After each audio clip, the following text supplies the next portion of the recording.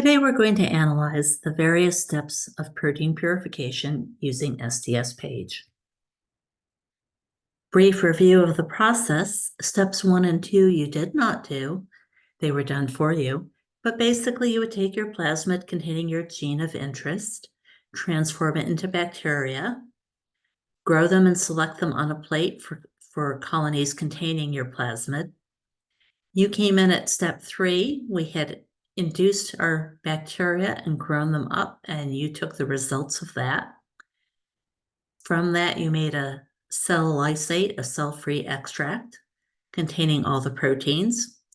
And then in step 5, you used a column to purify our proteins. Now we're going to move on to analyzing every step and see how it worked along the way.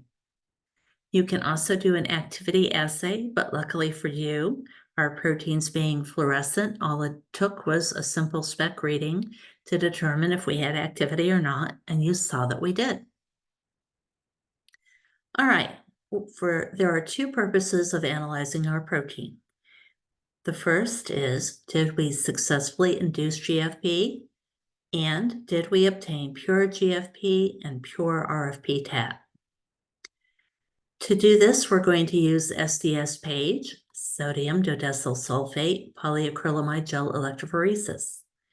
In principle, it's very similar to agarose gel electrophoresis. Probably many of you have run an agarose gel.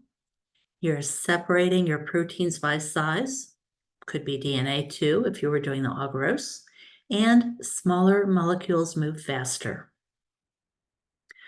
We are going to define a pure protein by having a single band in the lane. You do not see the other proteins.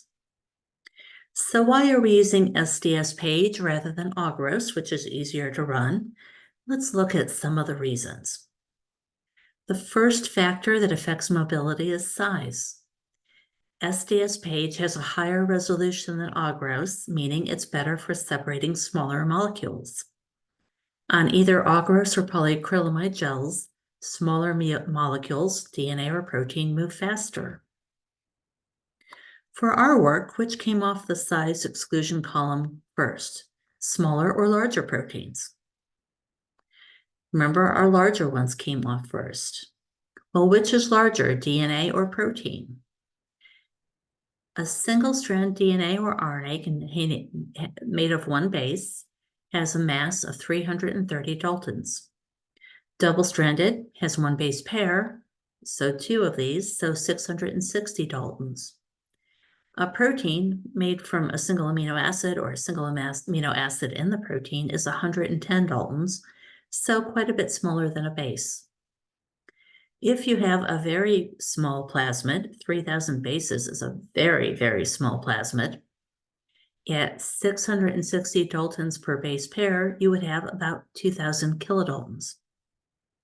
A typical protein, on the other hand, not the smallest protein, small protein could be 100 amino acids. Typical protein of 300 amino acids at 110 Daltons per amino acid would be about 33 kilodaltons. So the proteins are much smaller than DNA. Remember, E. coli has 4,300 genes. The easy way to keep it separate is to think about a chromosome covered with thousands of proteins that are useful for expressing genes, etc. Everything from histones for stability and so on. So a single molecule of DNA will have thousands of proteins on them. So DNA is much bigger than proteins. We are going to use SDS page to separate proteins because of the size issue.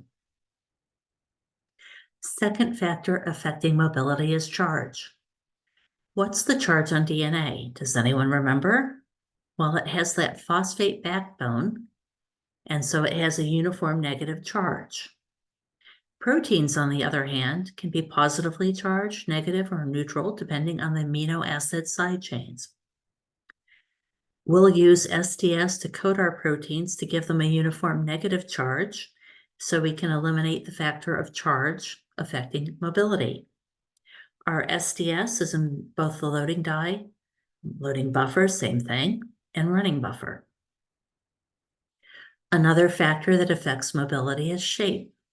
If you think about a plasmid, you have supercoiled DNA, can have open circular DNA, and becomes linearized or fragments. Restriction enzymes are typically used on DNA, not always, but they'll remove the effect of shape to make it linear so they run according to size. Proteins are much more complex. You've already learned in other classes about the primary, secondary, tertiary, and quaternary structure. The image on the bottom left shows some proteins and the different sizes they can have, all of which can affect mobility.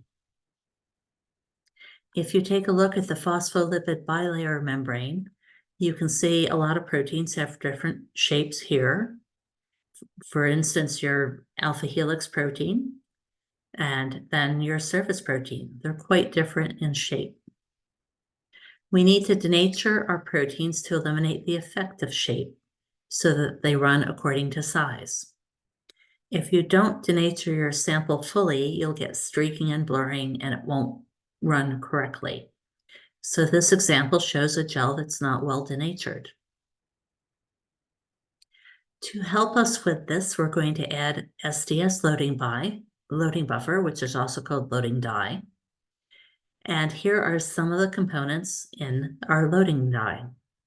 SDS is in there because it'll denature the proteins, and it also coats the peptide backbone with a uniform negative charge. It's also in the buffer. Dithiothiazole, DTT, or beta-mercaptoethanol are in there to break disulfide bonds, helping eliminate kinks in the denatured protein strands. Tris is a buffer that keeps it at pH 8. That helps maintain the right pH so your SDS stays negatively charged. Bromophenol blue is typically added to give you color to aid in loading the gel. It also gives you an indication of how far your gel has migrated and when you should turn it off. So it's called the dye front. And glycerol's in there to give it the sample density greater than water, so the proteins don't all float out into the running buffer when you're loading your wells. We'll also heat our samples to help denature the proteins. So it takes a lot of tasks to do this compared to DNA, where you can simply cut it with restriction enzymes. A lot of different gels can be used depending on what separation you want. If you look at the 8% gel, it's great at separating larger size proteins. The higher the percent polyacrylamide in there, the smaller proteins are better separated. We're going to use a 4 to 20% gel because we have most of the E. coli proteins. We don't want to see just our GFP and RFP. We want everything to spread out well. The 4 to 20%, you can see, has a great separation range from 205 kilodaltons down to 2.5.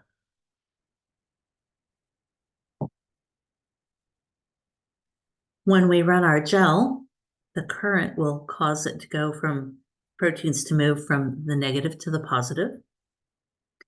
We're using colored markers, so that first lane has different colors of markers. You will see that.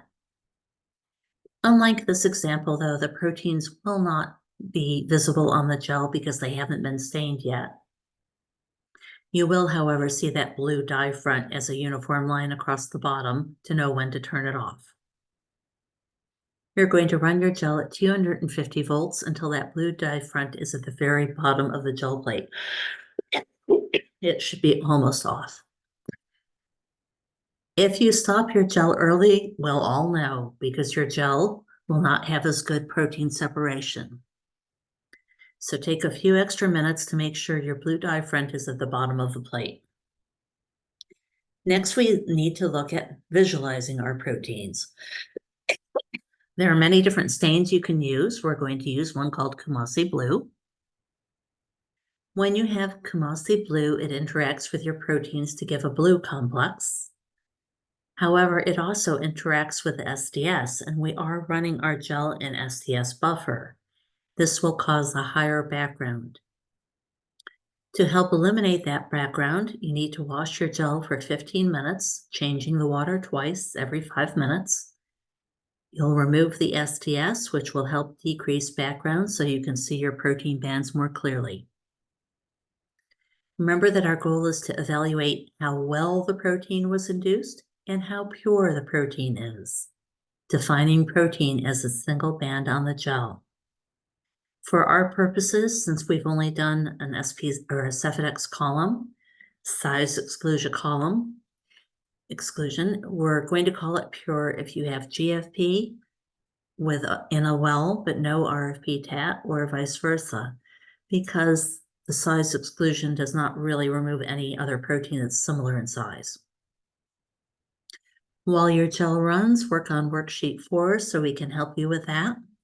When you submit worksheet 4, you're going to add the elution profile that you made last time. Safety today, gloves are required, eye protection is optional. The SDS, Kumasi Brilliant Blue, Bromophenol Blue, all are irritating and messy. Biggest reason though is the fingerprints show up on the gel, so you wear gloves to protect them.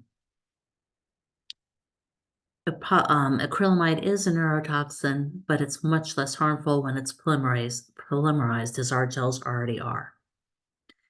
Other components are also harmful, but they're very low levels. And again, remember the gloves so you don't put fingerprints on your gel.